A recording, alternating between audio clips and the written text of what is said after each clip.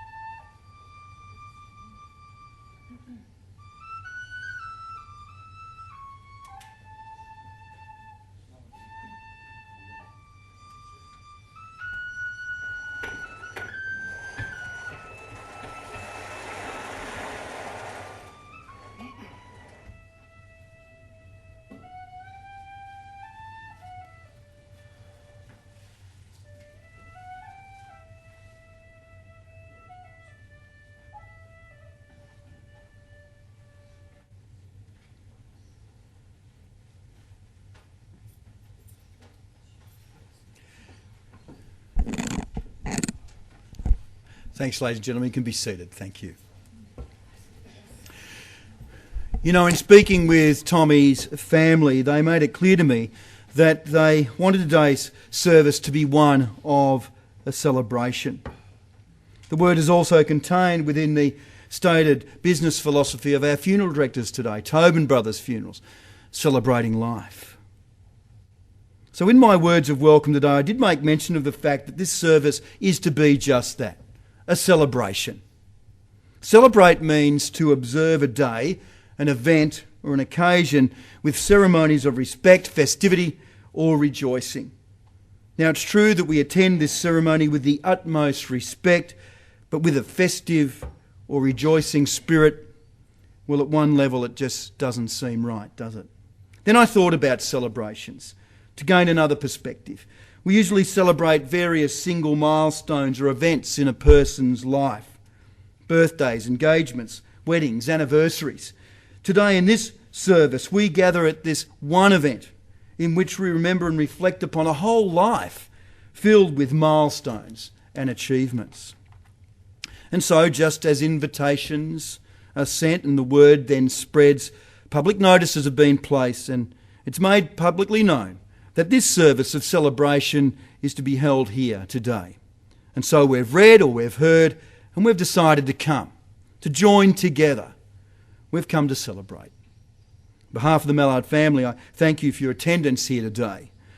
I'm sure many of you knew Tommy personally, or you may simply know one of his family members.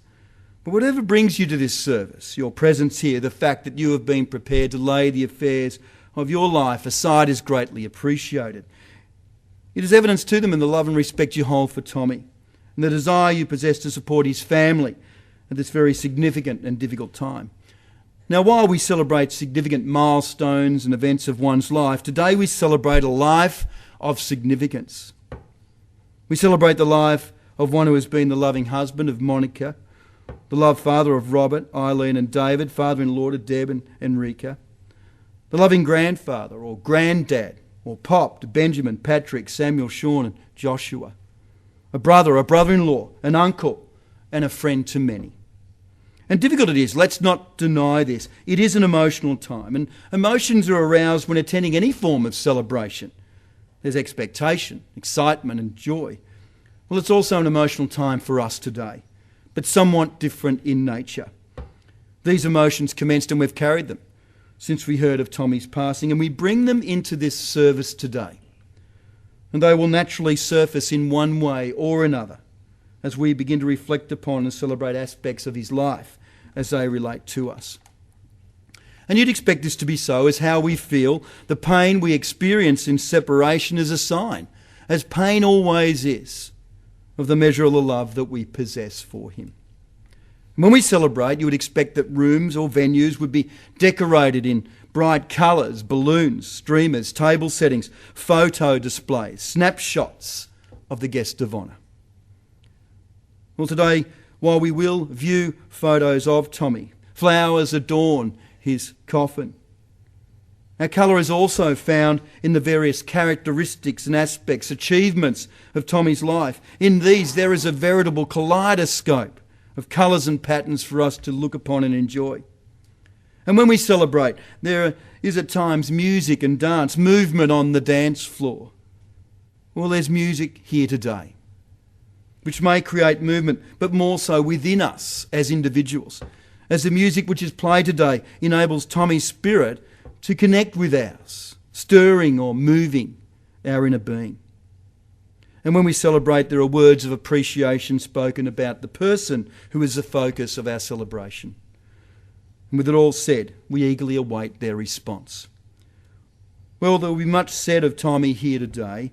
I don't know if it's all going to be said. We just don't have enough time.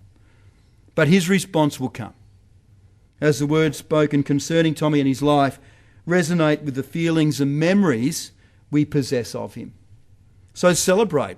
It's a good word, a more than suitable word for that which we gather to do here today. So respectfully, but yet with festive and joyful spirits, let's celebrate. Celebrate the many ways in which Tommy Mallard has touched our lives. Well, Thomas Mallard was born in Belfast, Northern Ireland on the 7th of September 1926, the youngest of 13 children to William and Ellen Mallard. Bill, one of the two surviving siblings who lives in New Zealand, is with us today, while the other, 103-year-old Jessie, resides in Belfast. The family resided in Isabella Street in Belfast. Tommy's father was a stonemason by trade, while his mother had her hands full, I'm sure, working within the home as the primary carer of all those children. Tommy would grow up during some of the most uncertain and fearful years the UK and the world had known. The Great Depression and the Second World War both would have an effect on young Tommy's life. Life wasn't easy, as you could imagine, for such a large family during such difficult times. But Tommy would enjoy a good and happy childhood nonetheless, getting about with his friends and into a bit of mischief as well, I'm sure. But I'm also sure that Tommy would take full advantage of the fact that, being the youngest of the 13 children, he was doted on by his older sisters. He'd be educated locally and would display good academic potential. He was bright, mathematically clever, and encouraged to go on to university. However, this would not be possible, as circumstances were such that Tommy had to get out and to work. In his younger years, Tommy would play a bit of soccer. He would refer to himself as Twinkle Toes and often talk up his accomplishments on the field. I was told that his team was beaten on one occasion 13 goals to 1. And of course it would be Twinkle Toes that scored the team's only goal. He would also commence playing the tin whistle and the flute. Tommy would eventually become a member of the 39th Old Boys Flute Band, which was founded in 1917 by a group of graduating company brigade boys. It would be the same band that Sir James Galway, known as the man with the golden flute, would first play in himself, also from Belfast.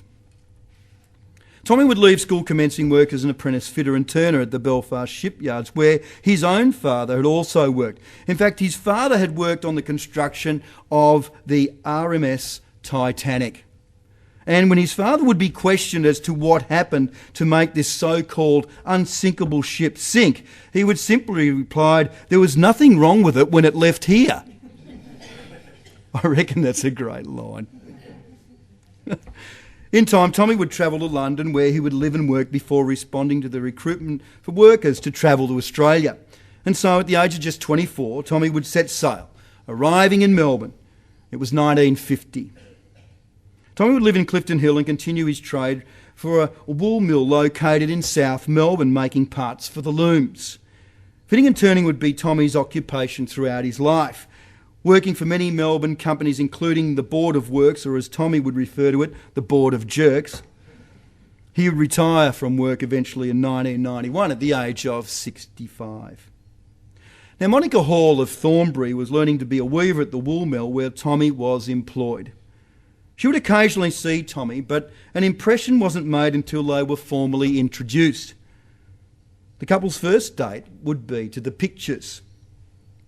Further dates would follow, more pictures, walks, a soccer match even, but no dancing, as Tommy had 2 left feet, and as Monica said after he'd been drinking, no feet at all.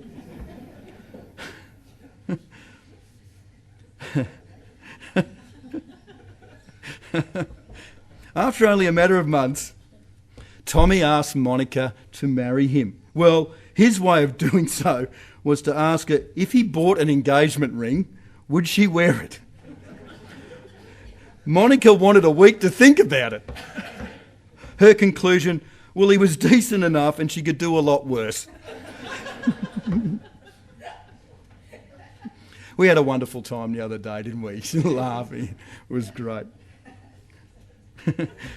The couple would be married in St Joseph's Catholic Church, Northcote, on the 11th of September 1952. Tommy had just turned 26 and they would honeymoon in Sydney. Monica remembers Tommy today as a loving and devoted, faithful and loyal husband. He was a simple and honest man who would work hard to provide for not only his wife but his family. Monica said that he was a handy man with the occasional moments of romanticism thrown in.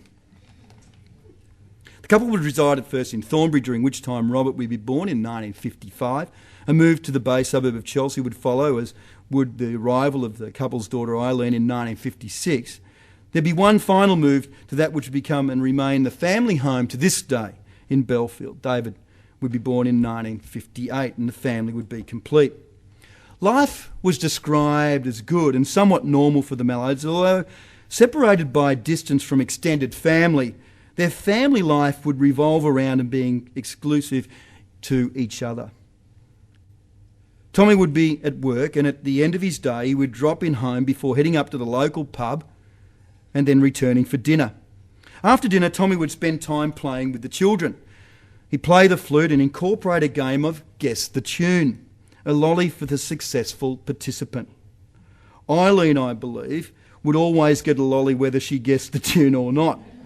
I think Eileen held a special place in Tommy's heart. Tommy would also take time to relax and watch a bit of television. And if you happened to be unsuccessful in Guess the Tune, you could always wait until Friday nights, when Tommy would always bring lollies home for everybody. Weekends might see Tommy occasionally at work, after which he would be up to the pub for a few beers and put on a few bets. Didn't mind having a bet on the horses, Tommy. He enjoyed his punting and would always have the form guide handy. Tommy would also always say when he was heading out to the pub, "I'm just going up to see a man about a dog." Otherwise, in his spare time, you might find him tending his tomatoes and mowing and maintaining his lawns. The family would go on the occasional outing. They might visit the zoo or, for more of an adventure, a trip to the snow. Now, I don't know which is more adventurous, enjoying the snow or Tommy's driving up the Alpine Road. How close to the edge did the car get? It was very close, I was told. Terrifying. Thanks, Monica. It was that close. Tommy was a product of his time. He was the kind of man who would not be overly open with displays of emotion or affection. He would therefore be remembered as a father who would display his love for his children by doing more than being. You would not describe Tommy as a hands-on father. However, Tommy would ensure that his children knew that they were loved. The time he would take to play with them, and treats he would give them, and when they had their moments, and they did apparently, Tommy's guidance and direction expressed in his opinion only had his children's best interests at heart. And it's good today that both Robert and David are going to share their own memories of their father and say pay tribute to Tommy a little later in our service. Well, Tommy and Monica would enjoy their regular monthly visits to Geelong, visiting members of the Irish community there, many of whom Tommy grew up with in Belfast. These visits would need to extend overnight, as Tommy would be in no state to drive after having a few beers throughout the day and night. No, it was hard enough for him to make it back to bed. Monica would say that he would take one step forward and two back. Tommy would also travel overseas throughout his life. In the 70s there was a trip back to Ireland, to Belfast, and a trip to New Zealand to visit his brother Billy. Closer to home, and Tommy would take up lawn bowls in his retirement. He would first play for the Darebin Club, but would eventually become a member at Heidelberg. Over some 10 years, Tommy would enjoy playing both social and pennant bowls, and along the way collect a number of trophies, but also establish himself as the best lead at the club. If you were arranging a four, you wanted Tommy as your lead. However, I get the impression that Tommy simply liked to be at home, enjoying his family and his music. He loved his music. He enjoyed classical music and the unmistakable voice of Frank Sinatra. But above all else, Tommy is remembered for the playing of his tin whistle or flute. Periodically, and usually after a few drinks, an impromptu performance would be enjoyed, and with an Irish jig to go with it. Tommy would also encourage Monica to get up and join him at times. In time, Tommy would become a grandfather, known as Granddad or Pop. Loved his grandchildren, Tommy. He would invest his time and energy into their lives. He would have fun with them. He'd play with them. He would amaze them with silly tricks like the old, separate the thumb trick. And he'd tell them fantastic fishing stories, like the time he caught a fish so big it took the bend out of the river. Tommy would be always interested in what they were doing in their lives and involves himself as much as he could. He'd attend kindergarten, grandparents' days and various sporting events. He would even teach grandson Pat how to place a bet. Tommy enjoyed relatively good health, but the effects of many years of smoking would eventually catch up with him, even though he'd given the habit up when he was 50. The damage had been done and he would contract emphysema and his general health would begin to decline. There would be associated visits to the hospital as his breathing became more difficult and would require assistance. It would be just 2 weeks ago now that following a fall at home, Tommy would be admitted into the Ringwell Private Hospital in Heidelberg. He would not return home. And in spite of the wonderful care of Dr. Antonides, or Nicky as Tommy would call him, and the staff at Warringal, Tommy would peacefully pass away in the presence of his family in the morning of last Monday, the 3rd of February. He was 87 years of age. Thomas Mallard was a good man who lived a good, long and active life. Gentle, happy and funny by nature, who made the most of the courageous decision to leave his family and friends in Belfast and to make a new life for himself here in Australia. He would become a loving and devoted husband, father and grandfather. True family man who would work hard to ensure that their needs were always provided for. He was a man who just loved life and all that it would afford him. He was a friendly man who possessed the ability to make friends easily. He was just that kind of person. Everyone loved him. He will be missed, but he will live on within the hearts and minds of all who knew and therefore loved him. And as I said earlier, it's good today that both Robert and David are going to come and share some of their memories of their father. Then we're going to have a letter read to us by Tommy's nephew, Thomas, and that's from Tommy's niece, Mary Ellen, and her husband, John, who are unable to be with us today. Well, we welcome them, don't we? And we listen with interest to that which they're going to share with us today.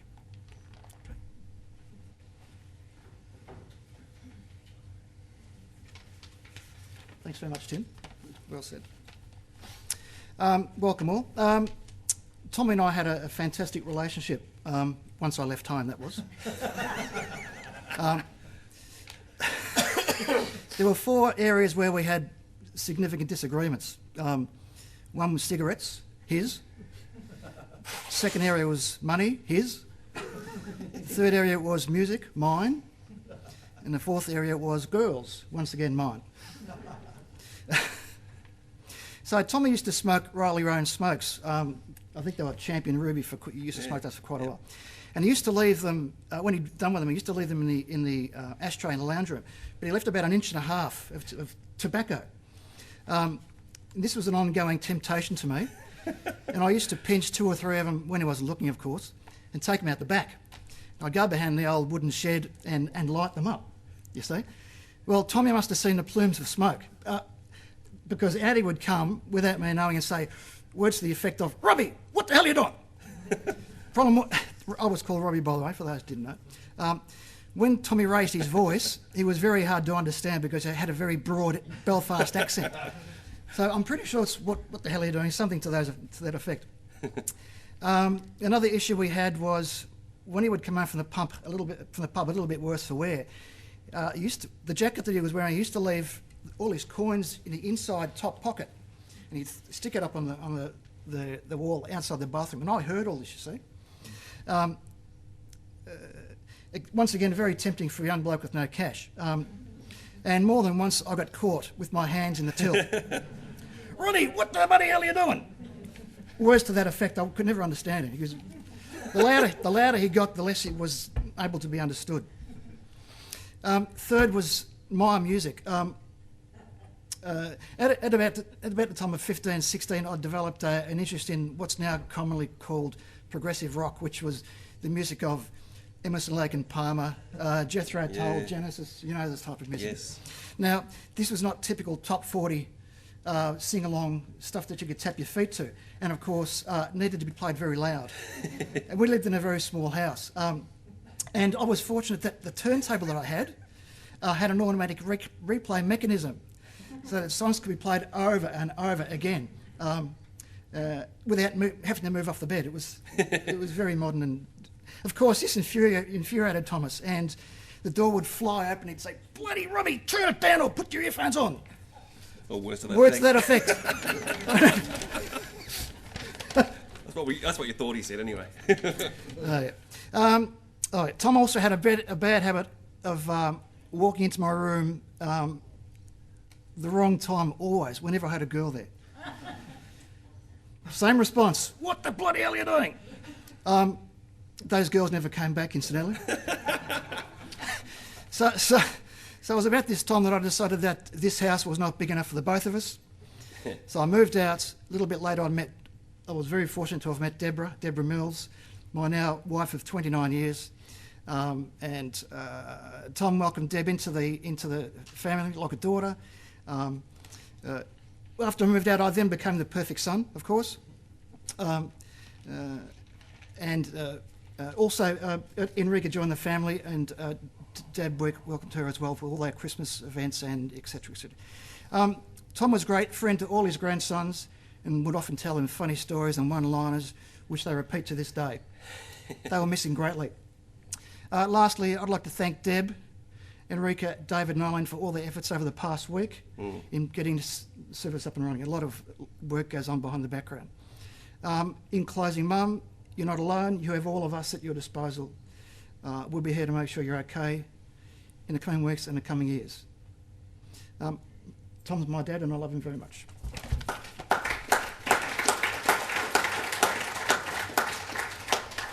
Well said.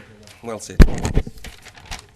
I woke up early this morning and I sort of scratched down some bullet points in no particular order, but just funny little events, I suppose, that you remember when you're looking at someone's life, and when you're looking at your father's life, and they're in, they're all over the place, but they're just things that come to mind. And I thought I'd rattle a few off, and just to give you some insights into how we felt about Dad. And some of the things I said about him were he's very gentle, very funny. What's funny? It's always very funny. A really sharp mind, in mathematics. And Tim mentioned his math. He was an absolute whiz, with doing maths and stuff. Yep. And, in the last few years, obviously, he had a failing body, but his mind was as absolutely sharp as a tack, But there's so many funny events you remember, and, one when I was, I don't know how old I was, but I was pretty young. And for the kids who are in the room, who may not know this, but one thing we used to have when we were kids is something called cracker night, the Guy Fawkes night. And you get a whole stack of crackers and you'd be out letting off crackers and skyrockets and, having a lot of fun and maybe blowing up letterboxes or something. And one of these cracker nights I was crook, so I couldn't go out and, let off my crackers and stuff. So I remember 6 a.m. the next morning, first light, we went out. I think I got Robert. We went out to the street out in the where we live, Rich Crescent. We started letting off crackers left, right and centre, fireworks, and and probably disturbing the neighbourhood rather a lot, and certainly disturbed Dad, because one of the things I remember is Dad coming out in his pyjamas with his hair all over the shop, running out the door, and we just sort of went, shit, we just sort of ran. Because I think he might have been a bit hungover anyway, But it's one of those the things you learn, the things that stick are the things that, there's an emotion involved, and that was certainly an emotion that stuck with me. The cracker night or the morning after cracker night and running away. Tim mentioned, one of the funny things I recalled about my dad is every Saturday, where are you going, Dad? I'm going to see a man about a dog. And I never really knew what that meant. And I always puzzled about what does that actually mean, And, when I got a bit older, he was going to the pub and going to the tab. Tim mentioned Friday night lollies used to be such a delight. You'd be there and waiting for Dad to get home with a bag of lollies. It was such a lot of fun. Playing the music, the flute and the whistle, and Sinatra a lot. There was a lot of music around us as kids, and that was really a really enjoyable environment to be in. One of the downfalls was the smokes. So, Robert was talking about the smokes. So we used to have a little machine, we'd roll his smokes for him. And when all the Irish folks come around, we were playing Irish music, and the house would be full of smoke. And like the passive smoking, everyone was into it. It was pretty cloudy in there at times.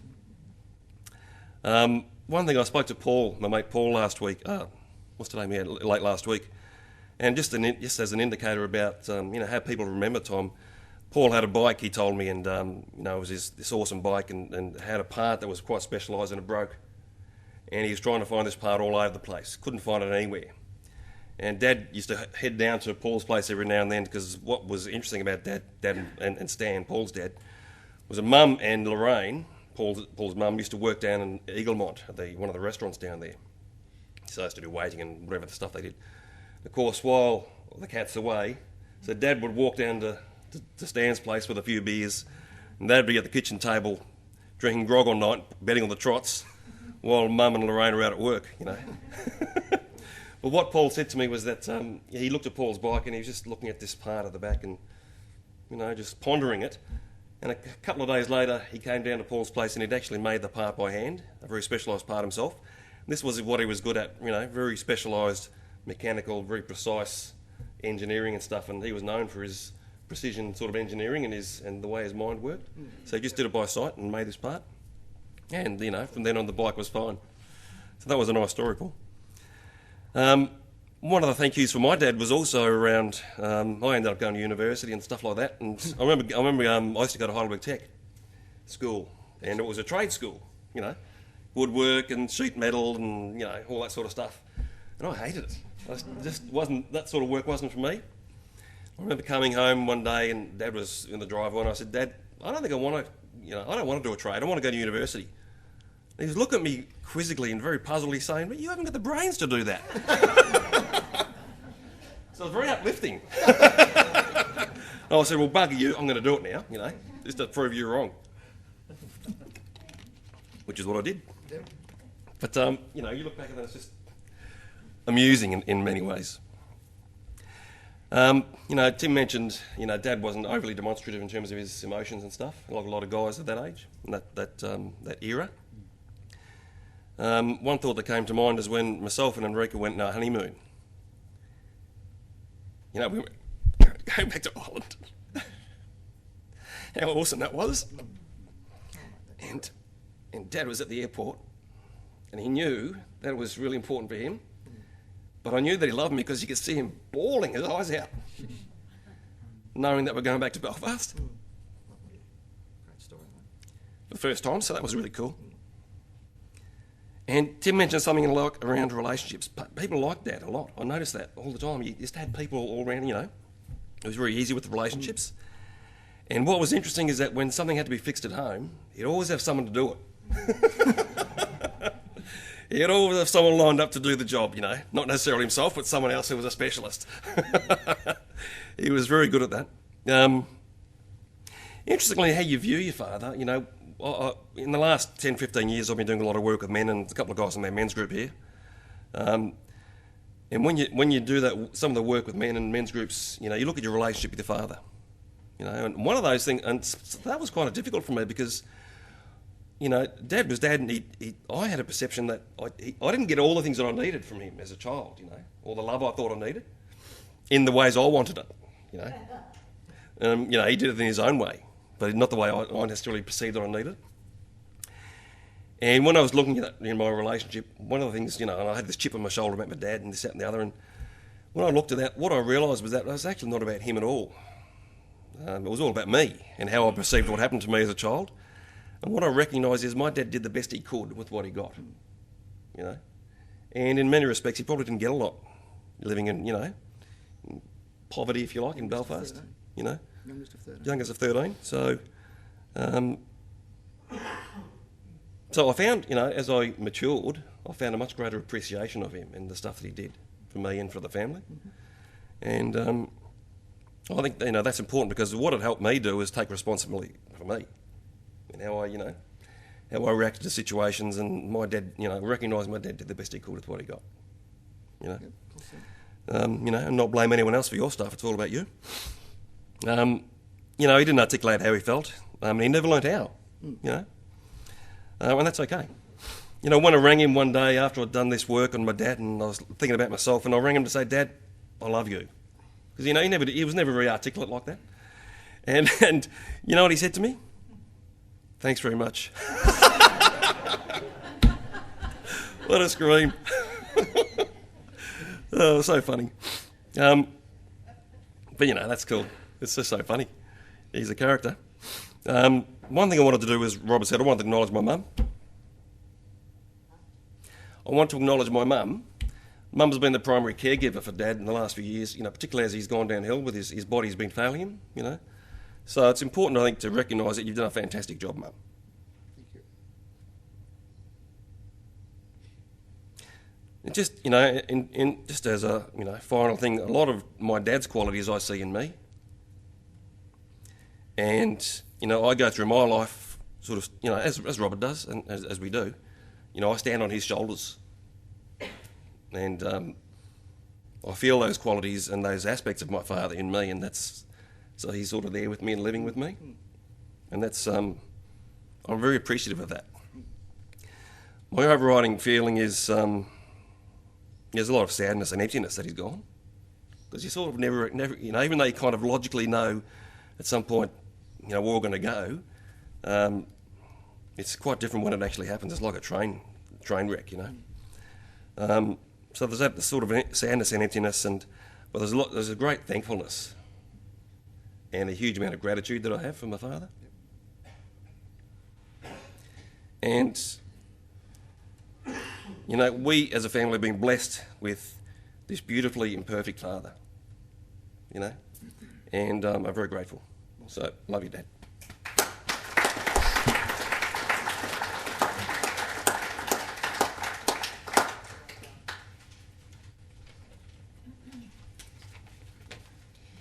Good morning, ladies and gentlemen. My name's Thomas Mallard, and that's my Uncle Tommy, and he would be tickled pink that Thomas Mallard's turned up at Thomas Mallard's funeral. I have a letter here from my brothers and sisters back in New Zealand. It is with a heavy heart that we say goodbye to Uncle Tommy, an uncle who will be remembered for his storytelling, his jokes, and his positive outlook on life. An uncle who spoke proudly of his children and grandchildren whenever we had a catch-up in Melbourne. An uncle who lifted our spirits at a time of great sadness when our mother was in her final days. We would never have got through that time without Uncle Tommy making us laugh. We will always be thankful for him for that. We will miss you, Uncle Tommy, but we do believe that you are already sitting up there with Mum, telling stories, having a laugh, and trying to pick a few winners. Love always, Mary Ellen, John, and the rest of New Zealand family. Thank you.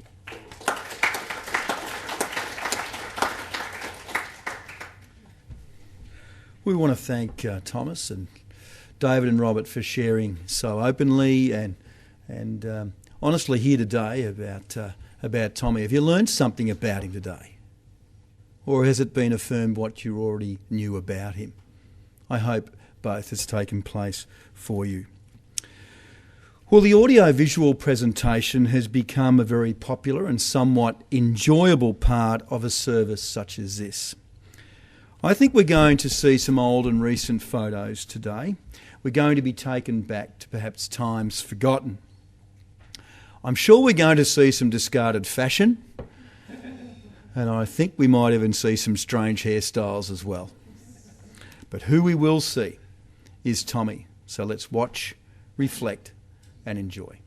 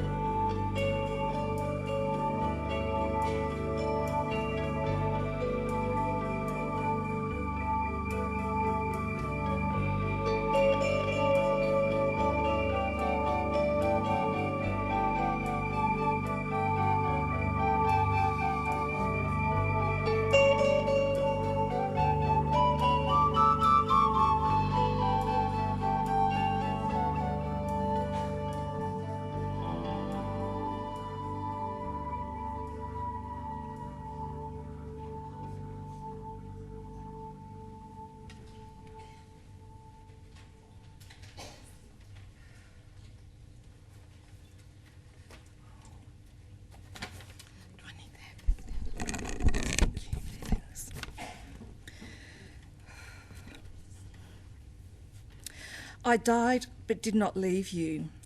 I am here and have not gone.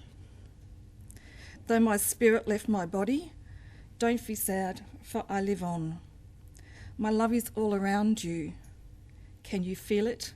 Can you see? That gentle breeze upon your face is not the wind but me.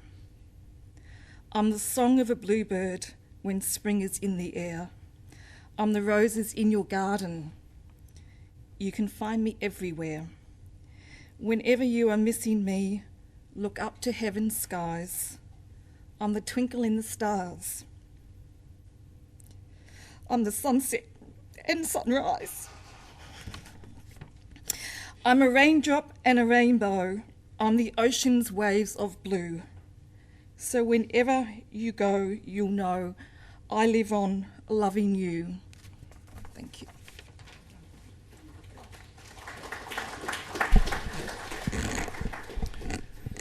Thank Eileen for paying tribute to Tommy, her father, in those words of comfort today. You know, one of the things, the abilities we have that we take for granted is our memory, our ability to remember.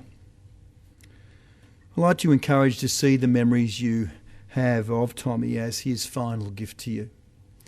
No matter what your relationship has been with him, they're yours and memories can't be taken from you. So cherish them, won't you, each one. And so just as with any celebrative event, the time of celebration must come to an end. When all is done and all is said, it's time to say goodbye and it's time to leave. And so it is that our service of celebration draws to a close. You know, there is a very significant truth of a service such as this which may not be realised today, but may I suggest in the days to come. Today we've not only celebrated Tommy's life, but now we say goodbye to him and we begin to let go.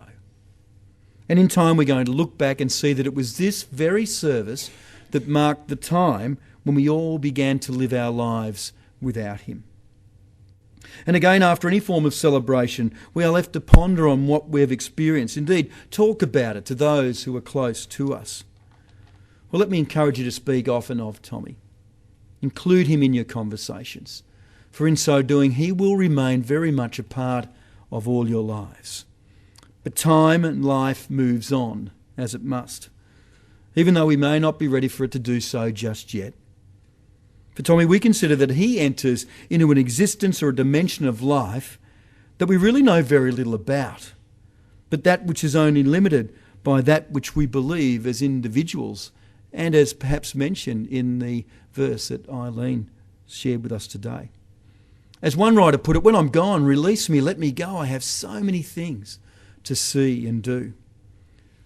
But for us, well, we enter back into our lives which are going to be somewhat different now. But thankful that we have known Tommy. We heard his voice. We felt his touch. We've known his friendship. Comforted by the memories we possess of him, of a life lived and time spent and love shared. And richer for the man he was to us, the examples he'd display, the guidance he provided and the counsel that he would offer. But you know the true measure of all this. At some point of time, in the not too distant future, something's going to happen. And you are going to respond in either word or action.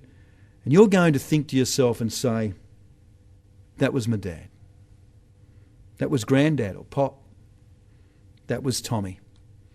And just maybe this has already started to happen. And so our service comes to an end.